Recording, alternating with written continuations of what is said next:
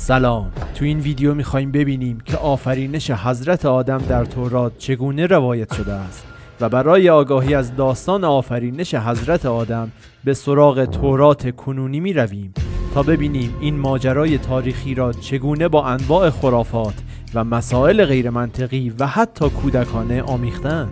بعد از داستان به این مسائل غیر منطقی هم می پردازیم.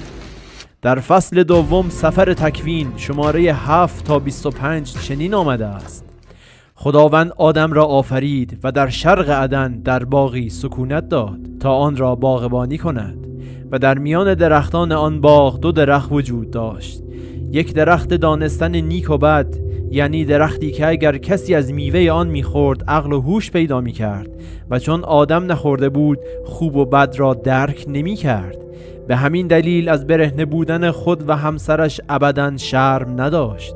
و دیگری درخت حیات بود که هر کسی از آن میخورد عمر جاودان پیدا میکرد. خداوند به آدم دستور داده بود که از درخت علم و دانش و نیک و بد مطلقاً نخورد و به او گفته بود اگر بخوری میمیری. اما چیزی نگذشت که شیطان همسر آدم را وسوسه کرد و گفت چرا از درخت علم و دانش نمیخوری که اگر بخوری چشمان شما گشوده خواهد شد و همچون فرشتگان از نیک و بد آگاه میشوی. ظاهر آن درخت نیز جالب و خوشایند به نظر میرسید. سرانجام حوا از آن درخت خورد و با آدم نیز داد. چشمان آنها باز شد و از نیک و بد آگاه شدند و زشتی برهنه بودن را دریافتند و از برگ پهن درخت انجیر پوششی برای خود ساختند و به دور خود بستند. هنگام صبح که خداوند در باغ بهشت قدم میزد، آدم خود را در لابلای درختان باغ مخفی کرده بود. خداوند او را ندید و صدا زد کجایی؟ او از لابلای درختان خبر داد که اینجا هستم و به خاطر این خود را پنهان کردم که دیدم برهنه‌ام. خداوند از او پرسید از کجا دانسته ای که برهنه ای؟ نکند از درخت نیک و بد خورده ای؟ او گناه را به گردن همسرش انداخت و هنگامی که حوا مورد مؤاخذه قرار گرفت گناه را به گردن مار یا همان ابلیس انداخت. در اینجا خداوند ما را کیفر داد و کیفرش این بود که بر شکم خود راه برود و در تمام عمر خوراکش خاک باشد. از سوی دیگر خداوند از اینکه آدم از درخت علم و دانش خورده و همانند یکی از خدایان شده وحشت کرده که مبادا از درخت حیات و زندگی هم بخورد و عمر جاودان پیدا کند. اینجا بود که دستور اخراج او را از باغ بهشت صادر کرد و به فرشتگان دستور داد با شمشیر آتشبار از درخت حیات نگهبانی کنند مبادا که آدم به آن نزدیک شود.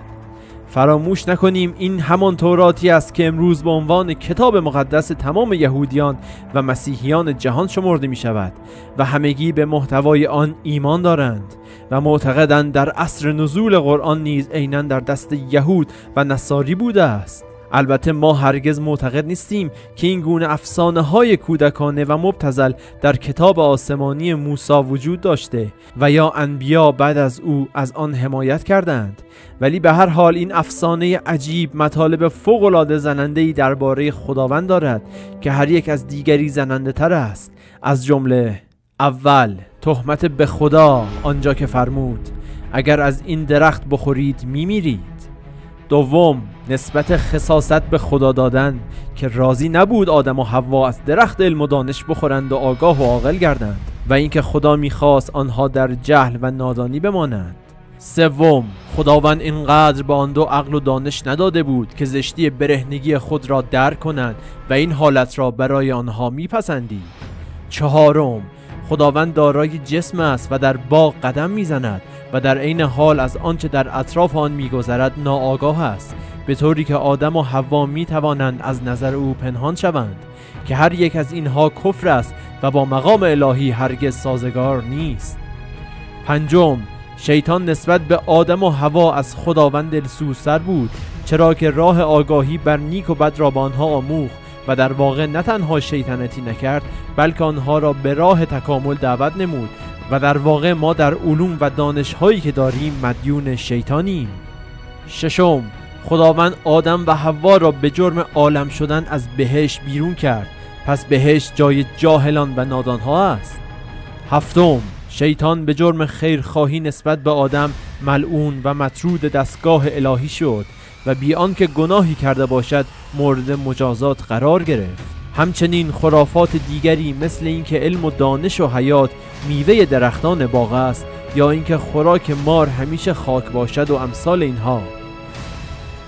خب امیدوارم از این ویدیو لذت برده باشید و اگر نظری دارید حتما در کامنت ها بنویسید. تا ویدیویی بعدی، خدا نگهدار.